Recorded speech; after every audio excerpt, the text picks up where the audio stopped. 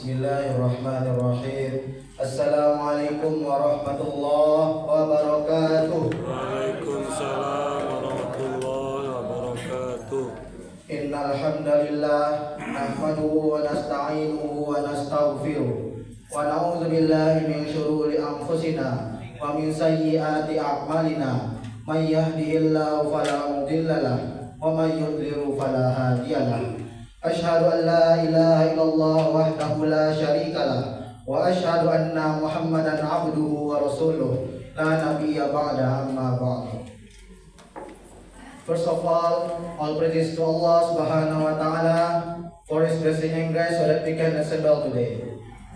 Secondly, my salawat and salam with our Prophet Muhammad sallallahu alaihi wasallam who has guided us from dark era into the civilization. Thirdly, I would like to thank to the ladies and gentlemen who has given me the chance to the MC today. Before we begin our Islamic lecture, let us say Basmalah. Bismillahirrahmanirrahim. Baiklah kepada Al-Ustaz Al-Mukarram Dr. Sofyan Hadi SS MAG MA MU. Kepada Al-Ustaz langsung saja kita persilakan.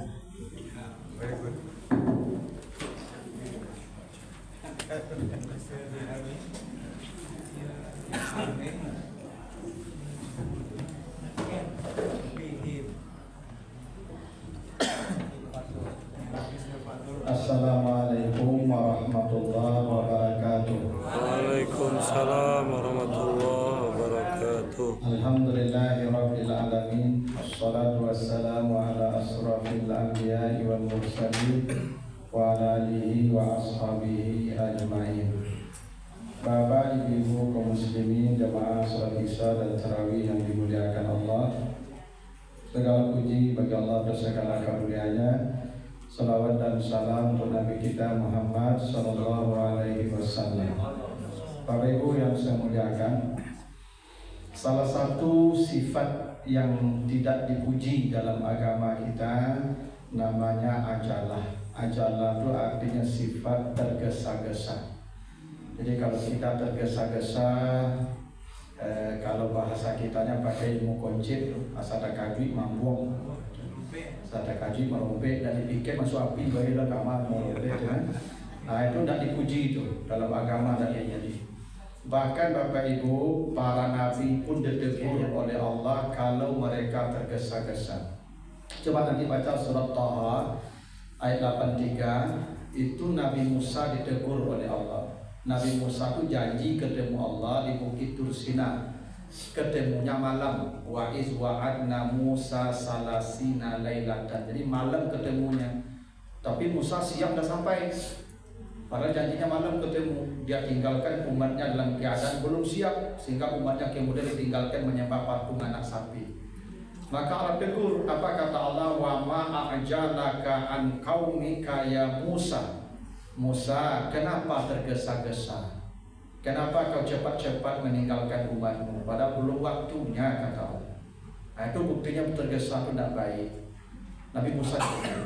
Bapak Ibu kalau baca surat Taha 114, ya surat Taha 114, itu Nabi Muhammad ditegur karena tergesa-gesa baca Quran. Apa kata Allah di surat Taha 114? Wala ta'jal bil Quran min qabli an yuqza ilaika wahyu Muhammad. Jangan kau tergesa-gesa membaca Al-Quran sebelum selesai dibacakan oleh Jibril. Dengar saja dulu, jangan dipotong-potong. Jadi Nabi ini Bapak Ibu ya seperti hendak mendahului Jibril, dan itu tidak boleh, maka ditegur. Jadi tergesa-gesa itu sifat yang dicela. Bahkan nabi-nabi pun ditegur. Dalam hadis riwayat At-Tirmizi kata Nabi begini, al-ajala minasyaitan. Tergesa-gesa itu perbuatan setan. Nah, tergesa-gesa itu perbuatan setan. Illa fi khamsatin fa innaha sunnatu Rasulillah. Kecuali ada 5 sifat tergesa yang dipuji Allah dan itu sunnah Rasulnya. Nah, jadi semua sifat tergesa itu perbuatan setan kecuali 5. Yang 5 ini sunnah. Jadi kalau Bapak Ibu tergesa-gesa dalam yang 5 perkara sangat dipuji oleh Allah. Apa saja 5 perkara yang tergesa-gesa dipuji Allah itu? 1. It'amud daif, tergesa-gesa memberi makanan kepada tamu. Ini sunnah. Yang kedua, tajhizul mayit, tergesa-gesa menyelenggarakan mayat. Ini sunnah nih. Yang ketiga, tazwijul bikir, tergesa-gesa menikahkan anak gadis perawan. Jando iko, kau nanti sih kau perawan baru ya. Jando iko lah. Jadi tergesa-gesa menikahkan anak gadis perawannya. Yang keempat, waqada uddain, tergesa-gesa melunasi hutang. Nah, ini dipuji nih. Ya, tergesa-gesa melunasi hutang. Yang kelima, wa taubatu minaz zanbi, tergesa-gesa bertobat dari dosa. Nah, ini kata Nabi 5 perkara tergesa-gesa itu sunnah Rasul. Arti itu berpahala, sangat dicintai Allah, padahal semua sifat tergesa dari setan dicela. Kecuali hanya 5 ini sifat tergesa yang dibolehkan, dan itu bahkan berpahala, dipuji oleh Allah. Nah, apa saja yang 5 itu? 1. It'amud daif, tergesa-gesa dalam memberi makanan kepada tamu. Bapak Ibu ya, Allah cinta itu. Jadi kalau ada tamu datang ke rumah kita, sebelum tamunya duduk, kasih makan dulu, cari makan dulu. Itu sunnah. Ai kok lah saja mau tan minum gua lu juga luar ya dah pula tu. Langkah tagak kawan lain dah minum gua lu, dah apa cerita lu tu. Coba nanti Bapak Ibu baca surat Uhud ya. Surat Uhud 69. Walaqad ja'at rusuluna Ibrahim bil busra. Qalu salaman, qala salamun, fama labisa an ja'a bi'ijlin hanis. Ini ceritanya Nabi Ibrahim kedatangan tamu. Ini tamu malaikat menyamar jadi manusia. Ini Ibrahim tak tahu ini siapa nih, karena baru pertama ada orang datang seperti ini. Lalu yang datang mengucapkan salam, Ibrahim jawab salamnya. Kata Allah, belum tamunya sempurna duduk, berarti ya belum sempurna duduk, belum diajak bicara tuh, Ibrahim sudah membawakan panggang anak sapi yang gemuk lagi hangat. Itulah. Ini sunnah Nabi nih, Ibrahim contohnya tuh. Jadi tamunya belum duduk sempurna, dia sudah bergegas ke belakang, langsung ambil makanan mewah, panggang anak sapi yang gemuk. Nyo Bapak Ibu orang Arab tuh makan paling mewah tuh panggang anak sapi, ijil namanya. Ijil tuh anak sapi. Kalau induk sapi bahasa Arabnya bakarah, induk sapi. Kalau sapi kadang sapi apa tuh yang kadang pada tuh namanya sur. Sur tuh sapi jantan yang kadang pada tuh sur. Tapi kalau anak sapi ijil namanya. Dan itu makanan paling mewah. Karena anak sapi ini Bu, dagingnya lembut, tulang-tulangnya rapuh, aroma dagingnya sedap. Kalau sapi kola gae Bu, nyolah ka bau dagingnya. Nyo Jawi itu sama jurang Ibu. Ya. Jurang makin gae kan makin kencang bau dah sama Jawi. Ibu kalau udah mandi 2 hari, cuma dah bau nih Bu. Ya, cuma anak-anak ya cucu Ibu tuh yang balita tuh cuma ada mandi 2 hari dah mana. Jauh itu rumah, ya kan? Tuh makanya makan yang paling mewah tuh panggang anak sapi, gitu ya. Ini belum duduk tamunya Ibu ya, belum sempurna duduknya, udah datang makanan mewah. Ini sunnah. Jadi Ibu nanti kalau tamu datang ke rumah, jangan diajak bicara dulu, kasih makan, kasih minum dulu. Kan ada ketua awak tuh ya, baru diam. Sudah makan, kalau mengecek lah piara, tapi begitulah adabnya. Jadi tamu tuh kasih makan, kasih minum sebelum bicara, itu sunnah tergesa-gesa. Dan cari yang paling mewah makanan. Jadi Ibu kalau ada kue di rumah tuh datang tamu, jadi kue maloyang saja dia tamu. Enggak apa lah, enggak mewah kue. Itu kue maloyang saja kita tamu, seriawan juga. Nah, ini satu ya, tergesa-gesa dalam memberi makan ke tamu itu sunnah ya. Nah, Yang kedua, tajhizul mayit, tergesa-gesa menyelenggarakan mayat. Jadi kalau ada yang mati, itu kalau matinya siang, jangan ditunggu bermalam. Balik jadi Pak. Balik ya. Dimatikan nasi ikut ya. Ya mati. Yang begitu mati sih. Ada kadang main kadang. Setiap tahun kan mati juga. Yang kedua mati itu. Itu. Banyak kadang daya.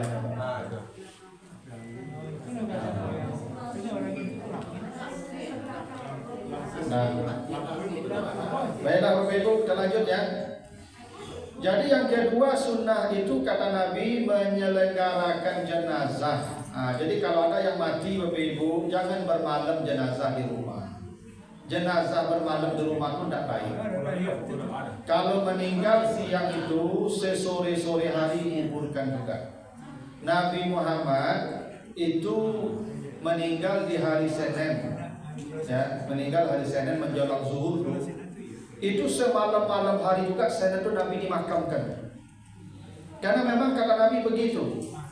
Dalam hadis dari Ali bin Abi Thalib, hadis At-Tirmizi, kata Nabi kepada Ali, ya Ali, salasun la tuakhirha. Ada 3 perkara nanti yang jangan pernah engkau lambatkan.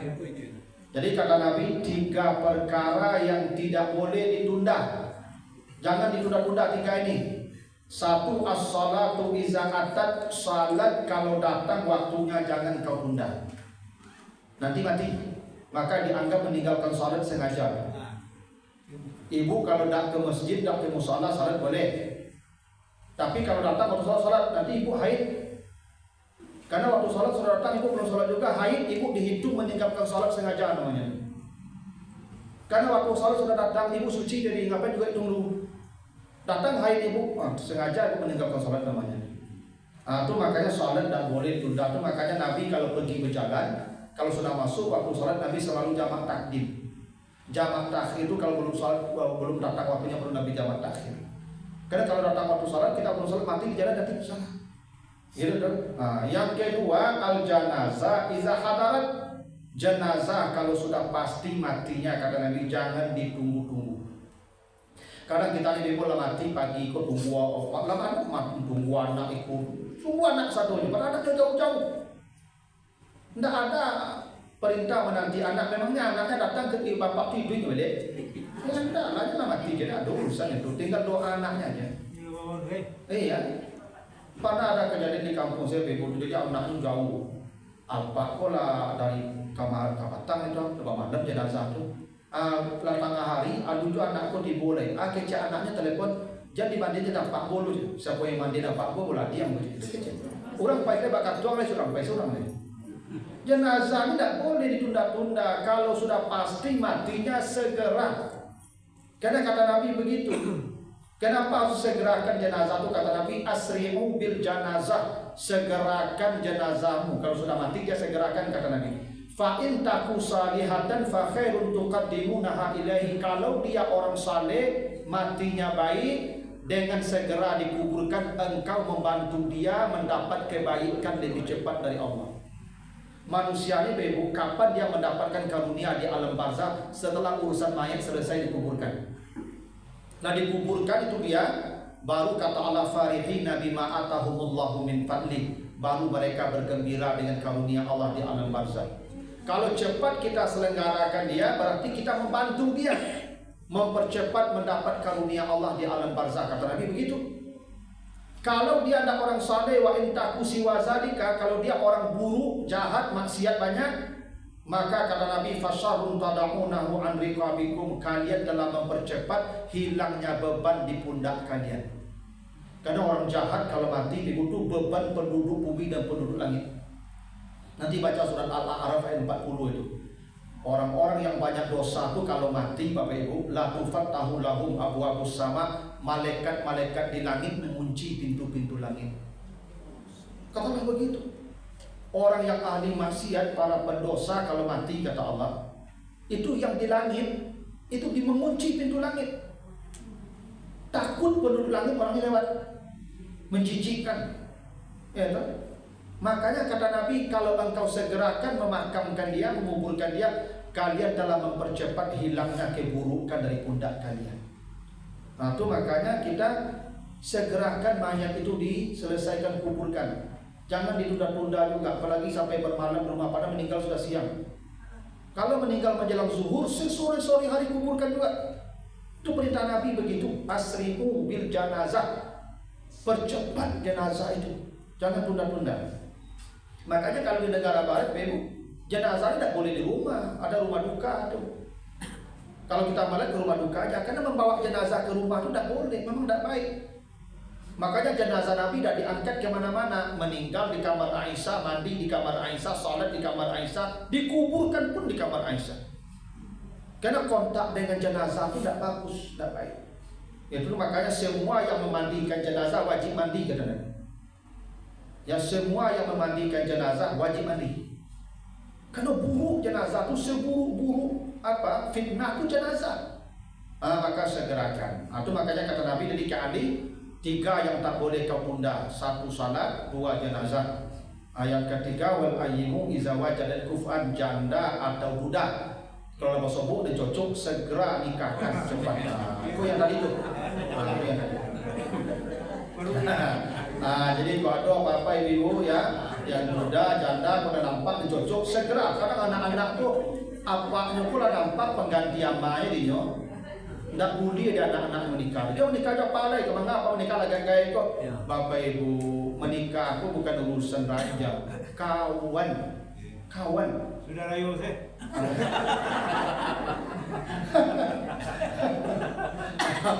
Aku punya guru, 70 tahun lagi beliau meninggal istri beliau. Beberapa bulan setelah itu menikah beliau.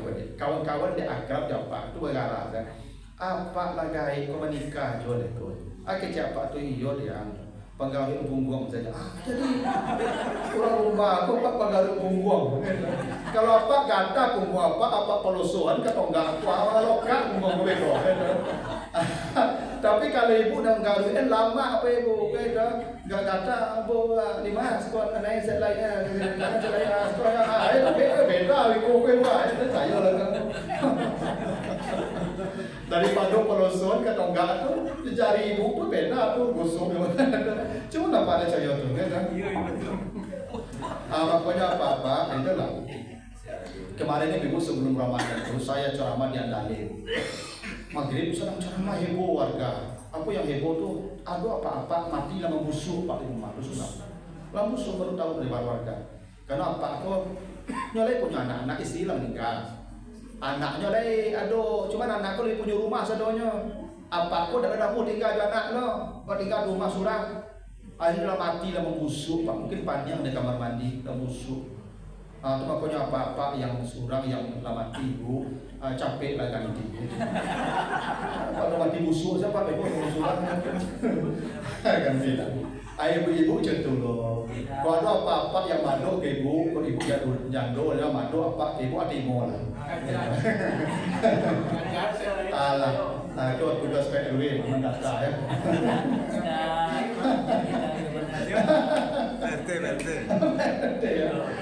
Begitulah. Itu sunnah apa ya? Sunnah ya. Segera menikahkan janda atau duda kalau lah cocok gitu ya. Zaman-zamannya sarai. Nah itu ya yang kedua ya. Jadi segera menyelenggarakan jenazah. Ya satu segera tadi menjamu tamu. Yang kedua segera ya menyelenggarakan jenazah. Yang ketiga lagi wa tazwijul bikir, segera tergesa-gesa menikahkan anak gadis perawan. Ini Bapak Ibu apalagi zaman sekarang Masya Allah fitnahnya luar biasa. Ya HP, kendaraan, tempat-tempat maksiat, kafe-kafe, ya hotel-hotel penginapan, terlalu gampang sekarang akses maksiat anak-anak muda ini. Solusi yang paling pas untuk anak muda sekarang supaya terhindar di maksiat itu menikahlah cepat. Cepatlah menikah. Ibu-ibu jangan ibu anak kos pakai rajo dulu, punya motor dulu, tak perlu. Konsep menikah kata Allah in kanu fuqara yughnihumullah. kalau engkau miskin menikahlah, Allah akan jadikan engkau kaya berkecukupan dengan menikah. Konsep menikah itu menikah dulu baru kaya, bukan kaya dulu baru menikah. Enggak ibu. Karena dengan menikah hati tenang, sakinah namanya. Kalau tenang hati kebaikan nampak banyak. Makanya ibu, dulu orang zaman sisuk kan menikah rata-rata umur dua balik ibu menikah kan. Dia orang sekolah dulu kan. Sudah tu memang nyadun tu ibu kalau menikah capek ibu produksi, makanya orang dulu sampai 2 balik ada orang bagi. Dulu kan aku nenek aku 10 adik kakak. 2 balik kan capek menikah, bisa 2 balik anak. Ya di samping memang KB tak ada. Sudah tu memang lampu dah, listrik dah ada, ya HP, TV dah ada, jadi lo capek. Kalau capek kau ada pengaruh ibu. Saya capek lalu banyak anak itu. Jadi bapak ibu banyak untungnya menikah capek. Kata Nabi kalau kamu menikah separuh agamamu sudah lunas. Ya memang begitu. Itu makanya dipuji Allah dibaca di surat At-Tahrim ayat 5 itu. Salah satu perempuan yang dipuji Allah itu orang yang menikah cepat, namanya Abekar. Abekar itu perawan-perawan yang dinikahkan cepat. Anak-anak muda ini coba perhatikan ibu, pai lah malam minggu dari saya. Pajadan dari kota Padang ke malam minggu sampai pagi, tidak ada langgang itu. Kafe-kafe bak cendawan di musim hujan. Panu di maju kafe baik lah, ibu jumpa kada kegor, baik kada pilawi, baik kada pantai mani, kama sepai. Siapa yang duduk di kafe itu pasang-pasang, tidak suami istri itu. Kalau suami istri mengadu duduk di kafe sampai pagi cek di kamarnya. Nah itu. Siapa yang tanggung jawab ibu itu? Kita yang tanggung jawab tuh. Ya, solusinya menikahlah cepat. Wajar Nabi katakan tergesa-gesa menikahkan anak gadis perawan itu sunnah. Karena begitu cara menyelamatkan dari dosa. Karena kata Nabi, Nabi ditanya apa yang paling banyak membawa orang masuk neraka? 2 rongga kata Nabi. Pertama al-fam, rongga mulut. Yang kedua al-farad, rongga kemaluan. Itu yang paling banyak membawa orang masuk neraka. Ya, itu makanya menikah itu selesai separuh agama sudah. Saya punya kawan dulu, orang posisi satu angkatan dengan saya. Dia semester 5. Lalu dia suka dengan adik tingkat yang semester 3. Ini orang ini udah suka, sama suka. Mereka tidak mau pacaran. Udah kena connect, udah datanglah ke rumah kata yang perempuan. Bawa ke rumah. Lapor kamu melamar sama bapak. Yang laki-laki kok berani bu? Datang kapak tuh. Mari kerja kawan jadi. Ambo kamu lamar anak pak. Ya. Kerajaan. Kerajaan bu kuliah juga. Seseorang semester 5 pak. Semester 5 kamu lamar juga kamu nikah aja anak dia.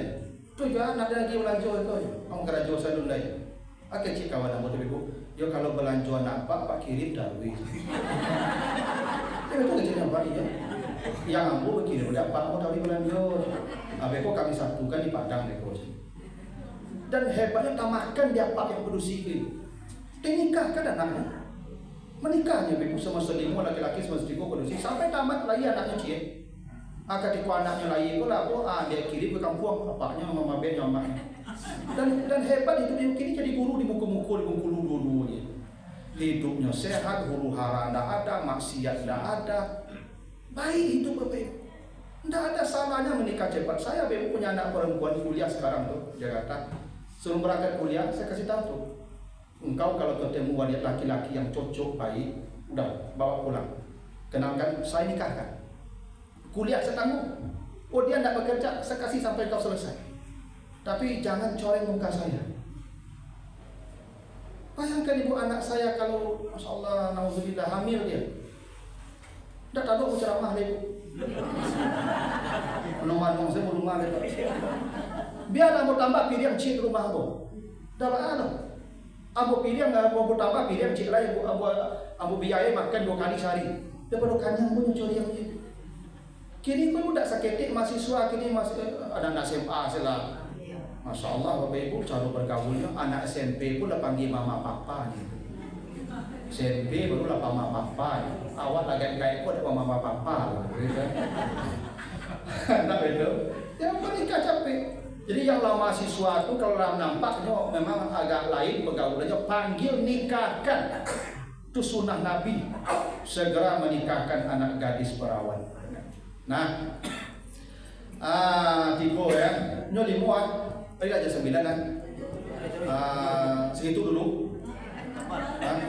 Ini lawa capek salah begitu. Nengka yang keempat, wakada utain segera melunasi hutang. Ini sunnah Nabi. Jadi kalau ibu hutang sebulan, janji seminggu bayi. Kalau hutang seminggu 2 hari bayi. Jadi ulur-ulur hutang tu beko mati berhutang beko. Kata Nabi, tidak akan mati tidak akan masuk surga orang yang mati berhutang walaupun mati syahid. Itu hebatnya hutang ini. Kata Nabi, man faraka jasadahu wa huwa bari'un min salasin wajabat lahul jannah. Siapa yang mati, dia bebas dari 3 perkara baru berhak masuk surga. Salah satu yang 3 itu kata Nabi, ad-dain, kalau dia tidak berhutang matinya. Nabi pernah tidak mensolatkan sahabat mati berhutang. Mati berhutang, Nabi tahu ini hutang tak? Ya, solatkan dia. Saya tidak akan mensolatkan. Mana berani sahabat mensolatkan? Nabi aja tidak mensolatkan. Akhirnya sahabat tidak mundur. Kata Nabi, bayar hutangnya dulu. Miskin dia, tidak ada uang. Mau bayar hutang pakai apa? Nabi tetap mengatakan, saya tidak akan mensolatkan dia. Sampai Abu Bakar yang melunasi hutang dia, baru Nabi solatkan. Apa maknanya itu? Hutang itu dibayar kalau mati, itu sebelum disolatkan bayar. Karena tidak ada gunanya dia disolatkan kalau mati berhutang. Karena kata Nabi, ruhul mu'min mu'allaqatun bidainihi hatta yuqda anhu. Ruh seseorang digantung Allah disebabkan hutangnya sebelum dilunasi. Itu aku memang takut lah berhutang lama-lama.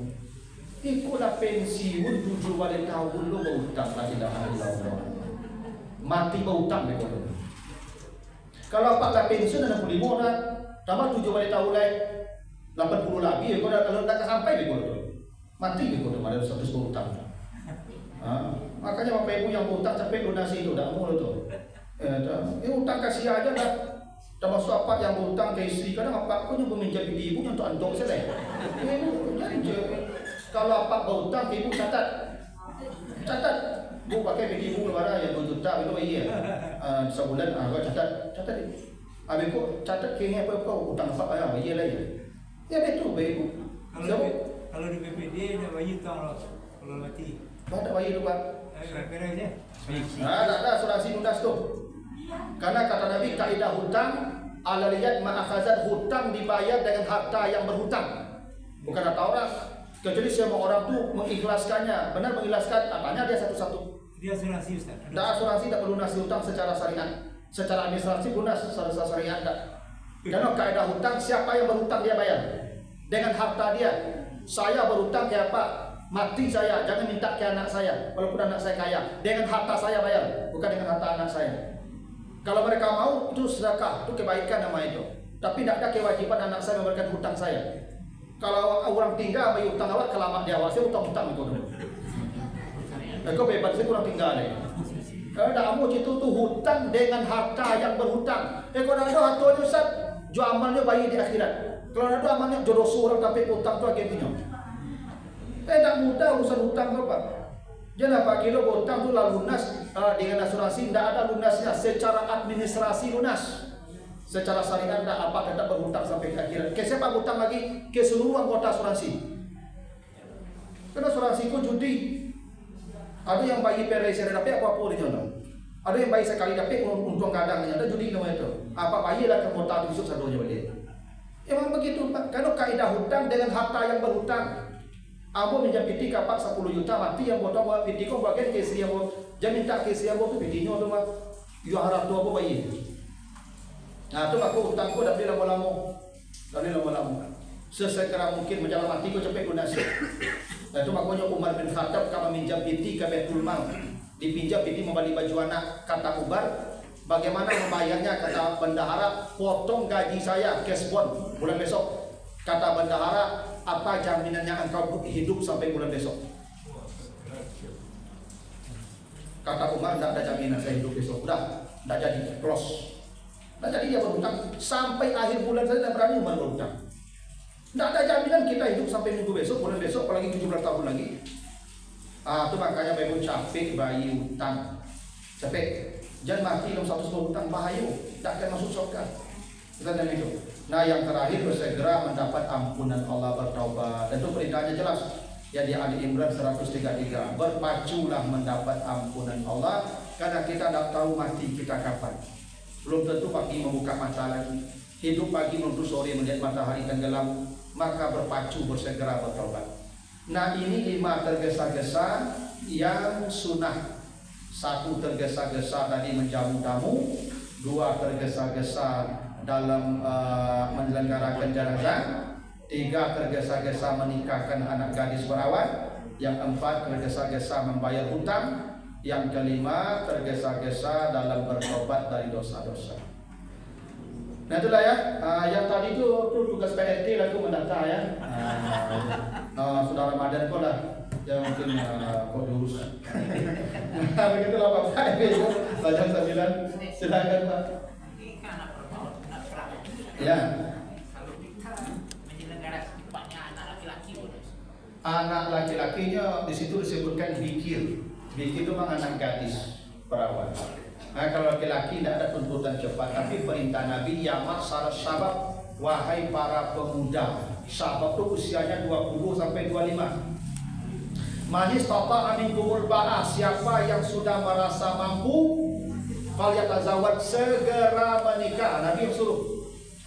Kalau belum mampu, maka perbanyaklah berpuasa. Begitu tuh. Nah, bagi anak-anak muda yang sudah 20 sampai 25, itulah diperintah menikah. Di masa 20 sampai 25 itu kalau belum mampu, puasa perbanyak. Dia minum teh tandu aja. Tak mau lah tuh. Ya, yang suka mengubah, berubah, itu banyak kosong. Dan lagu dia makan di minum mereka bangka-bangka disuruh bagi isu dia juga rumah. Nah, kalau yang anak gadis kan urusan apanya. Kalau anak laki-laki tidak ada urusan apanya. Ambo ibu kalau menikah tidak minta izin pun kapak ambo kamak ambo sah. Tidak tahu pun apa ambo amak ambo menikah pun dia dah Allah. Kalau anak laki-laki itu merdeka. Tidak ada intervensi bapak ibunya lah. Jadi kalau anak perempuan berhak bapaknya menikahkan tanpa izin dia. Abu sebut laki-laki saleh, Abu panggil, anak mau nikah jangan abu kau hanya lah, kau fotonya lah menikah, kau nikahkan situ. Saya nikahkan engkau saya terima menikah lah, sah, lah pulang bawa pulang. Demo di rumah bertanya anak gadis yang berusia kau ya, laki kau macam mana sah, ya boleh. Anak gadis milik ayahnya itu, tidak perlu minta izin. Yang minta izin kalau dia janda, kalau janda tidak boleh menikahkan dia tanpa izin dia. Tapi kalau perawan tidak tahu pun dia boleh menikahkan, karena dia milik bapaknya sepenuhnya. Bisa dilarikan tuh Ustaz? Bisa Pak. Dilarikan Pak maksudnya Pak. Kenapa katanya aku menikahkan dia tanpa izin anak saya itu tidak ada masalah. Kecuali dia sudah janda. Kalau janda dia tidak boleh kecuali izin dia, karena dia berhak menentukan diri dia sendiri kalau janda. Kalau perawan tidak, bapaknya yang menentukan dia. Boleh. Nah, kalau anak laki-laki tidak. Anak laki-laki dia merdeka menentukan nasibnya sendiri. Bahkan anak laki-laki pun menikah tidak dikasih izin bapak ibunya tidak masalah. Dia boleh menikah kalau memang itu sudah solusi dia untuk menyelamatkan dirinya dari maksiat. Nah, cuma tentu restu menjadi lebih baik. Tapi secara hukum tidak ada. Oh kalau tidak direstui bapak ibunya tidak sah menikah, tidak ada itu. Yang laki perempuan karena bapaknya wali. Kalau bapaknya suruh saya menikahkan dia. Oh wali hakim tidak sah karena wali masih hidup, wali nasab. Wali hakim itu boleh kalau wali nasab menyerahkan ke wali hakim. Itu ketentuannya begitu. Kalau bapaknya masih hidup ada wali nasab, wali hakim tidak bisa. Makanya wali hakim bertanya, ini apa awak? Lain, lawan cara ini apa awak ini cari apa dulu? Tidak bisa wali hakim menikahkan kalau bapaknya itu tidak menyerahkan ke wali hakim. Kalau laki-laki walinya tidak ada, dia merdeka. Begitu. Itu makanya kami kok tidak ada milik ibu loh. Kalau ibu dia diserahkan di apa ibu kami. Ya tuh. Kalau kami tidak ada diserahkan di apa kami ke ibu loh. Tidak.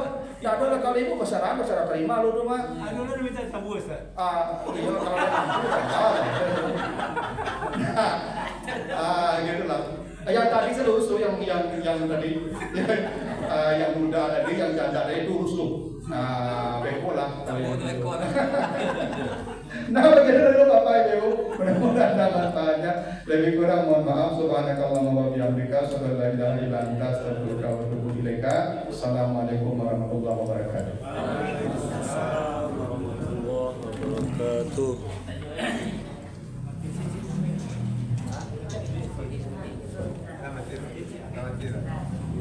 Alhamdulillah, kita ucapkan terima kasih kepada Ustadz.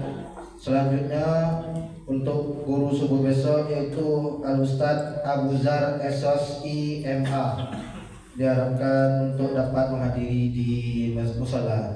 Baiklah, sekian. Wassalamualaikum warahmatullahi wabarakatuh. Waalaikumsalam warahmatullahi wabarakatuh.